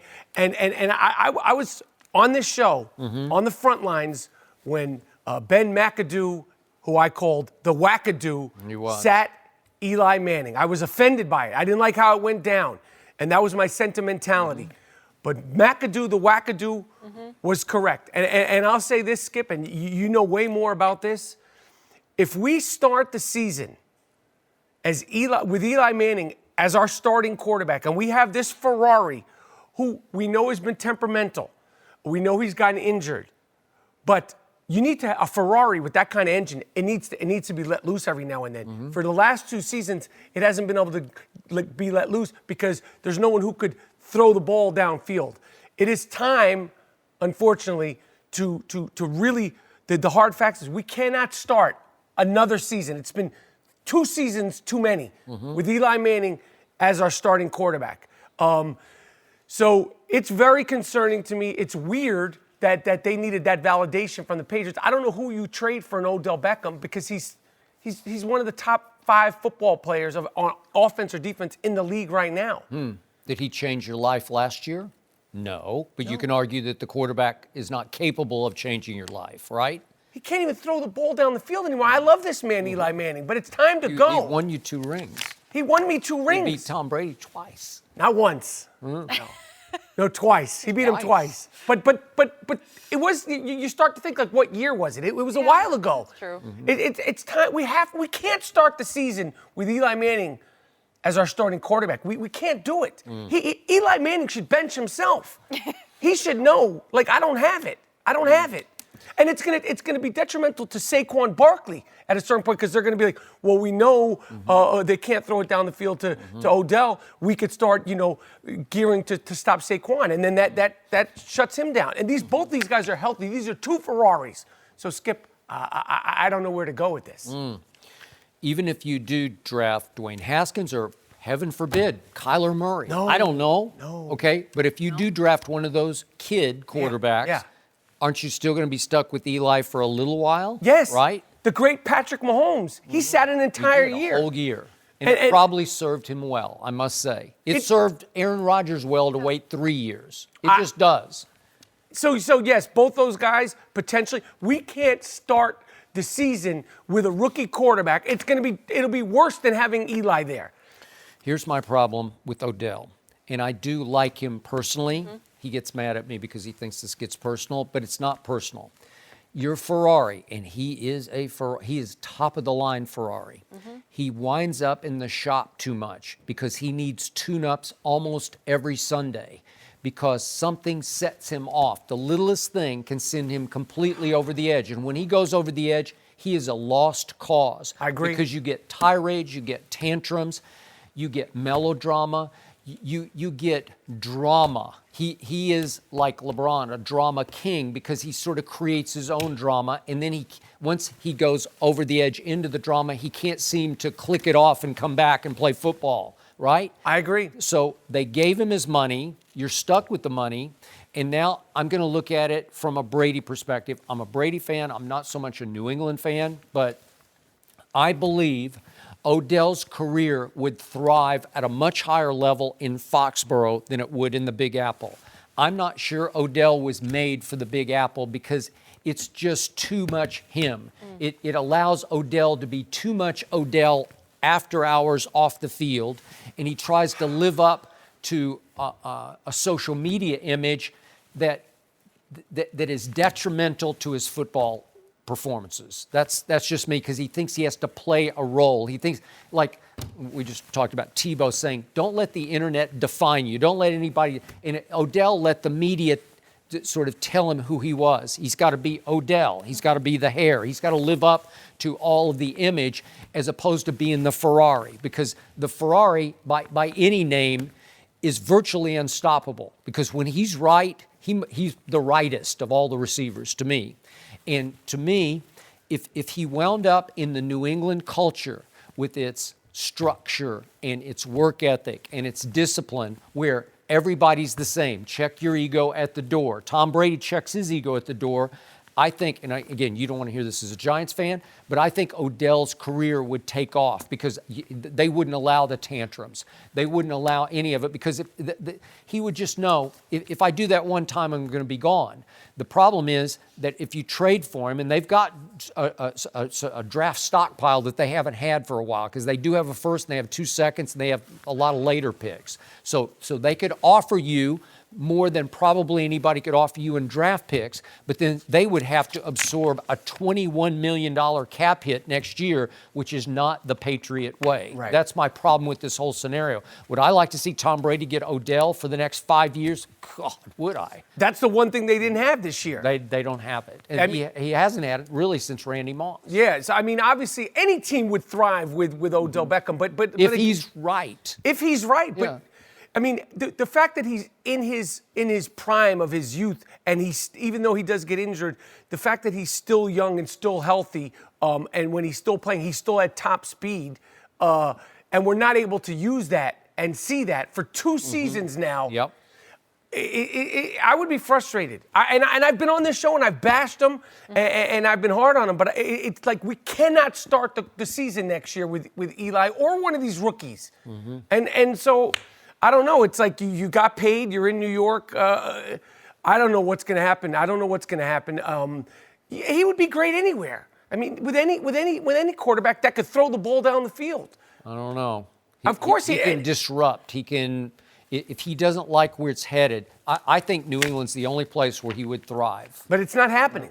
He's not going in. Well, I'm trying to speak it into existence. What are you trying to speak it into existence for? Why do you want my guy to go to New England? They have enough. They have enough. Okay, C.J. Anderson's here later on in the show. We just watched them win their 19th Super Bowl. Was it 19? 29th, I think. Tom Brady and all this stuff. I've submitted. They have enough. They have enough going for them. They're not taking our Ferrari. Tom Brady just beat all-time odds. He just won the Super Bowl by making Julian Edelman the MVP of the Super Bowl. Little Julian, former college quarterback at Kent State, 7th-round draft choice, age 32, coming off complete knee reconstruction. He won the Super Bowl with that guy? You're saying that like you're belittling Julian Edelman. Julian Edelman is, listen, we could say whether he's Hall of Fame, his stats, when it's time to play in the biggest, he won him 2 Super Bowls. Wait, Julian won Tom 2 Super Bowls? Yeah, I think it was quite the other way around. First of all, when it was 28-3 versus Atlanta, he's the guy on the sideline that was like, it's going to be a hell of a story. And you know what? Tom Brady was yelling that. No, Julian was saying it's going to be. Your story wrong. No, it was Julian that said that. In the fourth quarter and overtime, Tom Brady threw for 246 yards. And listen, that would be a great Super Bowl just by itself. I'm not saying Tom isn't the GOAT. I just said it. I don't like saying it. My stomach it doesn't feel good. But Julian Edelman, when it's time to play football, he's playing football. When it's time to go over the middle, catch the ball, and take the shot, he's the guy doing it in the biggest of the big games. We can hate on him all we want, and I'm the biggest Giants fan in the world. You are. But the he's a champion. Can Julian Edelman run by anybody? He can outquick people underneath, but he can't run by anybody. Can Odell? Yes. Yes. Obviously, Odell Beckham is a superior athlete and superior wide receiver. But I'm telling you something. I'll take a Julian Edelman when it's crunch time to run over the middle, get smacked, catch the ball, not catch the ball. Even in the playoff game, the playoff game before, he missed the catch. He came back. I mean, this is what you need. Odell Beckham could take a little bit from Julian Edelman. It's the next play. You're making me. How did you spin this reverse psychology and make me stand up for the Patriots and my guy Odell Beckham and a Giant? And sit here and defend Julian. What are you doing to me? When the Patriots acquire Odell Beckham Jr., I think Tom Brady could play until he's 46, 47. What's going on here? I'm speaking it into According to existence. Michael, it's he doesn't happening. want this to I don't know how did you spin this on me? I just I don't know see if he it. could I conform feel to the it. Patriots' way. I don't think so either. I don't know if that has him. And they don't pay like that. They don't It's a pay different players kind, out there. Yeah, $65 million in guaranteed But they money. should pay Julian Edelman. He won you 2 Super Bowls. Okay, well, Michael, good to have you. You're going to be back later in the show, but next up, Rams running back C.J. Anderson is here. We're going to talk to him about his future, his Super Bowl run. And the Cowboys. Skip has a lot to say. Yep. Come to New York, C.J. No mercy. Well, our next guest signed with the Rams in the middle of December. He then had 3 straight 100-yard games, including against, sorry to remind you, Cowboys in the playoffs. And he helped lead the Rams to the Super Bowl. Now he's about to be a free agent. C.J. Anderson, welcome to Undisputed. Welcome. Good to have you with us. Thanks for having me. Let's talk about right now your future. Do you expect to be back with the Rams or somewhere else? I hope so. I mean, we'll see. Obviously, last year coming off a 1,000-yard season and being top 10 in rushing and top 5 in yards per carry, yards after contact, getting released by Denver, and then going through the whirlwind and getting released this year, lets you know it's a crazy business. So it's a crazy business. We'll see. And what you did was even crazier. And I got to get this off my chest. I got to get it out of my craw, because what you did to my Dallas Cowboys, and I'm a lifelong fan, was simply the most shocking development I have ever witnessed in any playoff game I have ever watched in all my history, because I didn't see this coming. Remember, my Cowboys had just shut down, albeit at home, the Seattle rushing attack, which was ranked number 1 in the National Football League. Amen. So what's the last thing I'm expecting at the Coliseum from the newest Ram, CJ? Even though you had bedeviled my team before in Game 2, you remember in 2017 in Denver, which was an avalanche on top of my Cowboys, but you ran wild in that game. So please help me out. Save me from myself, because I still can't make peace with how it happened.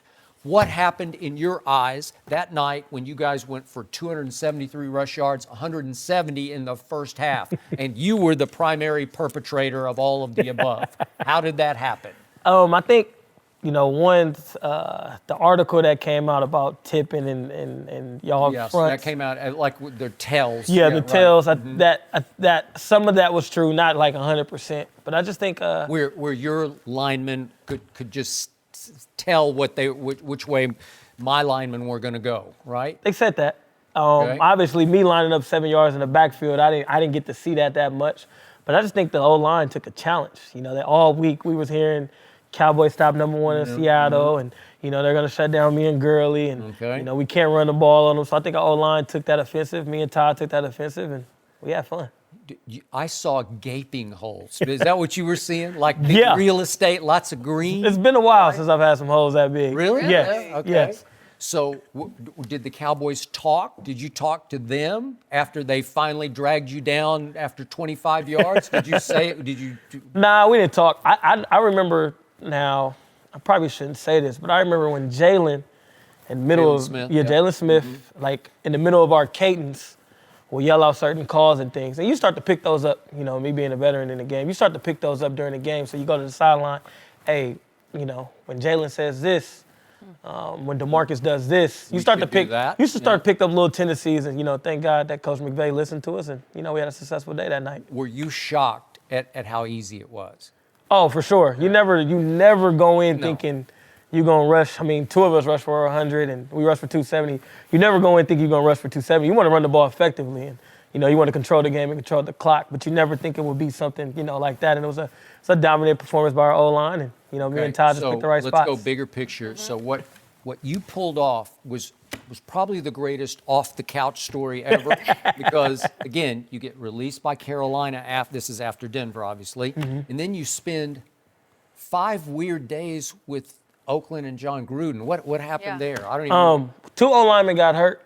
John Gruden pulled me in and was honest, was like, we got a $100 million quarterback. We got to protect him. They got to bring a guy up from practice squad and bring a guy back they cut earlier in the year because he knew the play. So I understood that. I just got there. I was supposed to. It was kind of like the Todd Gurley situation. I was supposed to play for Doug Martin, but Doug Martin ended up playing that week.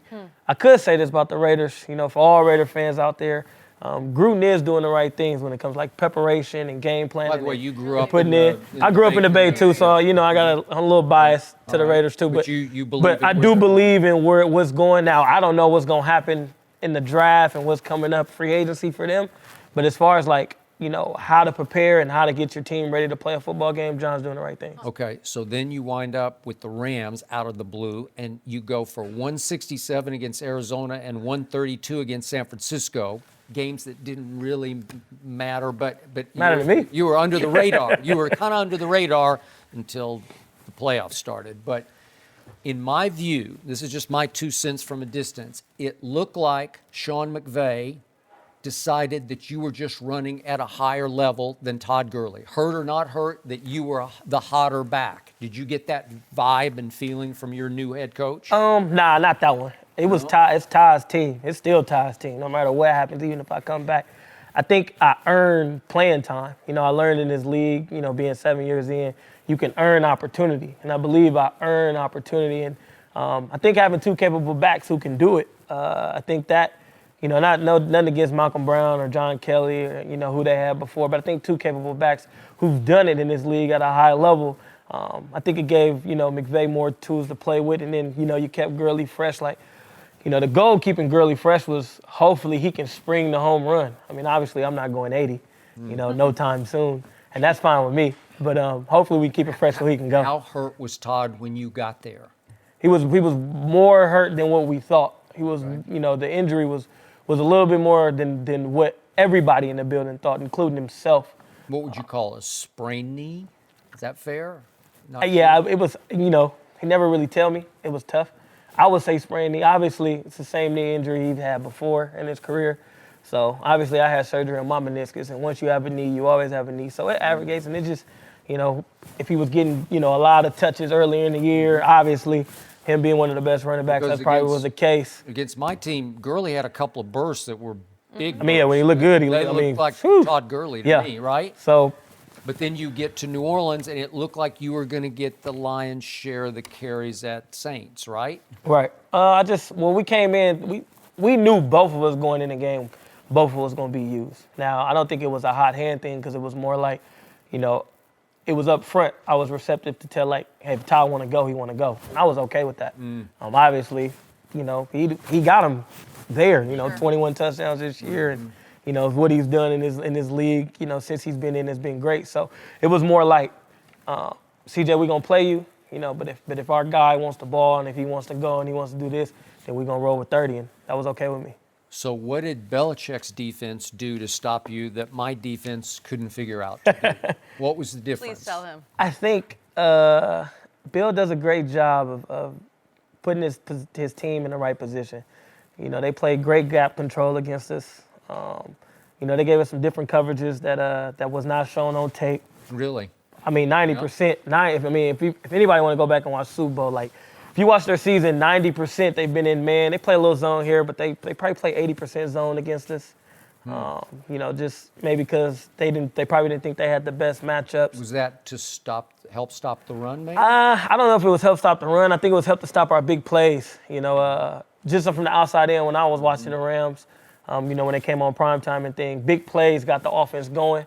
The run game got the offense going. So if you slow down the run game and then you limited the big plays, obviously we had plenty against Dallas. And then, our big plays against New Orleans was just enough to find a way to win in New Orleans. So I think they slowed down a lot of our big plays. It was kind of frustrating, and that's kind of how the game went. It sucks. It's kind of how it went. Yep. So much talk all season was about your weight. And my one question is, did it bother you? Some of that criticism, some of that talk? Nah. The crazy part is I've been in this league for 7 years. I'm undrafted. I've always been over 4 yards a carry. I've been a top 10 back. I've been a Pro Bowler. Nothing changed. I like the production, the productivity. People miss that inside the lines. I'm not Ezekiel Elliott or Ty Gurley or Christian McCaffrey, Saquon Barkley, but I'm productive in my own way. You I try to get as many first downs as I possibly can, and I help the team win in other ways with blitz pickup and things of that nature. And using the cerebral mind is what I do. Yeah. You can carry your weight. And you're going to give him some nightmares, I think, for a while, Skip. I'm sorry. But, CJ, so good to have you. Oh, it's good to be here. Being here. Way to go. Thank you. We're going to be right back with more Undisputed. No mercy. Kyrie Irving and Kevin Durant are two of the biggest names that are expected to hit free agency this offseason. New video from Sunday's All-Star Game shows the two of them chatting in a tunnel, and Kyrie appears to say the words "2" and "max" to KD. They reportedly could both wind up together in New York this summer. We're joined once again by Michael Rappaport. So, Michael, do you think these two will end up together with the Knicks? Well, first of all, not only am I a great trash talker and sports commentary guy, I'm a fantastic lip reader. Oh, good. And he said, they didn't say "2" and "max." He goes, "2, you guys relax." That's what he's saying, you guys relax. And he was talking to all of us. Now listen, what I love, do I think, do I imagine, do I lay my head on the pillow dreaming that Kyrie Irving and Kevin Durant would come to the Knicks with max deals and sign for 3 years and get us that parade down Fifth Avenue? Yes, I would love that. That would be such a beautiful way to end this rocky road that we've been on since 1973. 1973. But does that make me sleep well, thinking that it's definitely going to happen? Absolutely not. I have no idea. Yes, I would love it, but I don't know. Boston might, tighten up the screws and go for a championship run. Does he leave after that? I don't know. My prediction has always been that Kevin Durant will more likely leave Golden State if the Golden State Warriors win. I cannot see Kevin Durant leaving the Golden State Warriors if they lose because of all the scrutiny that he took the last time he left a team. So, of course, I would love it. Of course, it would be fantastic, especially with that young talent and the David Fizdale, who I think is getting the most out of that young talent, and a potential Duke player coming to us, and maybe another ancillary player. I would love it, Skip. But I can't say I rest my head on the pillow going, oh, it's going to happen. This is going to be great. I toss and turn. I don't rest easy about this whole thing. So I don't know. But as far as lip reading, he said, you guys relax. You guys relax. Yes. So I thought before the All-Star game, this was going to happen. It just felt right. And I know there's much to be played out. Golden State, what happens there? What happens to Kyrie in Boston this year in this playoff run? Jason Tatum at the All-Star game, he just flat out went right on the record and said on February 16th, I predict we are going to win the NBA championship. That's what he said. Boston Celtics. And I think the last time I checked, Kyrie's going to have to be part of that. Now, to what I saw on Sunday night in Charlotte, that felt staged to me. Yes. That felt like they were playing it for the media because Kevin is sick and tired, as I call him, Kevin Durant, because he do rant. And he ranted and ranted and ranted about this, 2 weeks ago? Yes. And I think they conspired to put on a post-game show that would relight all the fires about Kyrie and Kevin are going to New York. And it was odd to me that right after the game, just as soon as it ended, and I'm just watching via TNT, but I see Kyrie and Kevin yucking it up on the court. They went right to each other, and they're kind of playfully shoving each other, playing around. And then all of a sudden it's time for the MVP celebration, and who's going to win it? And I was pretty sure the best player on the planet is going to win. It's Kevin Durant, who took over yet another fourth quarter. So he is called up front and center. He wins the award. It's presented, and everybody applauds. And then as they continue to talk, and he does his little interview with the commissioner, and all of a sudden everybody thins out and goes to their family and friends. And one guy was left clapping right behind Kevin Durant, and it was Kyrie. He's clapping by himself. And I'm thinking, what are you doing? You're putting on a show. This is staged. And then they go up in the tunnel, and now this viral video has occurred because they have decided, let's just play with everybody. Let's have fun with everybody because we will go viral on the internet. But yet again, I thought going into the weekend, I thought this really was happening. Both of them? I believe Kevin Durant for sure would love to play in New York. And again, this has been the year. Like, I've never seen anything quite like this year for your building. Your building is Madison Square Garden. It is called the Mecca of basketball. World's most famous arena. Okay? It is. And yet, you haven't won a championship there since 1973. But what keeps happening night after visiting team night? It's Dirk's last game at Madison Square Garden. It's James Harden. It's Steph Curry. Every visitor who goes into that building wants to put on the show of shows. So that's all you've had since 1973 is that the world wants to own your arena, right? But that's still pretty cool. And I think Kevin Durant is saying to himself, I would like to put on a show of shows every night for 41 games a year, 41 regular season games a year in that building. I would like to try to win a championship in the Big Apple, okay? And Kyrie grew up partially, he spent some in Australia, but partially he went to high school in New Jersey. Yeah. And I think his father has Knicks in his blood, right? Rod Strickland is a godfather. Okay, you got it. Great Nick, great New York player. Great Nick. And so the bloodline's channeled that way for Kyrie. So it just seems right that if, in fact, they can fit 2 max under their cap, that would be a great move for both of them, depending on how the rest of the season plays out. Because the dominoes haven't started falling. And if the dominoes fall the wrong way, if Golden State falls on its face because Kevin and Draymond have fallen out, which is possible, then maybe Kevin decides, I don't know, like he needs to right the wrong and stay in Golden State for another year. Listen, it's so being a Knicks fan has been so brutal. this Porzingis character, that guy, the way he unicorn. left. We didn't bring it up. Yeah, you did. Yeah, him. I mean, everything. And then yesterday they're selling the Knicks, and then they're not. It's just we're comfortably, reluctantly numb at this point. You are. But Kevin Durant coming, it would look beautiful too, because he's tall, thin-shouldered, beautiful like the Empire State Building. We put him up there on there. It would look beautiful. It would look We've good. never had a star like We him. want it for you, Michael. We want it for you. And it's not Appreciate just it. me. I'm just I know a lot of vessel people. for the He rest. speaks for everyone. Thank you for being here today. Always good to have you. Is Antonio Brown officially done in Pittsburgh? We've got breaking news next. We got to get everyone's take coming up. No mercy.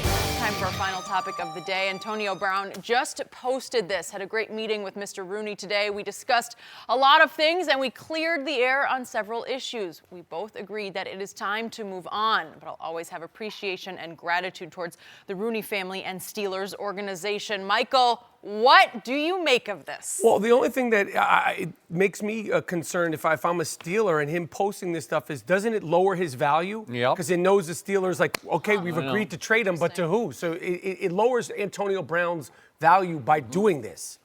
I am shocked by this because you don't make this public this way because you lose all your leverage.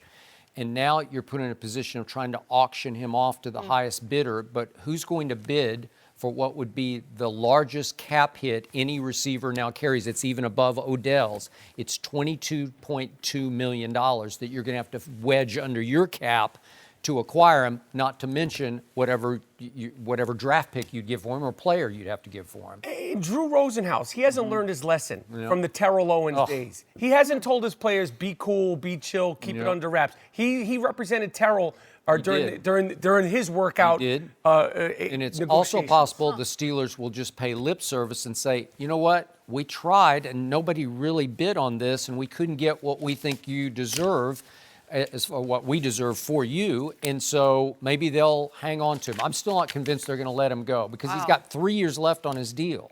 That changes everything. I didn't even think about that. Yep. If the picture isn't enough or if it changes how you're viewing everyone. I don't know. And where's Le'Veon Bell? It's a whole different debate. No mercy. Thanks for listening to the Undisputed Podcast. I'm Jenny Taft. Join us again at the same time tomorrow morning, 9:30 Eastern. We'll see you then. Fox Sports 1 of 1.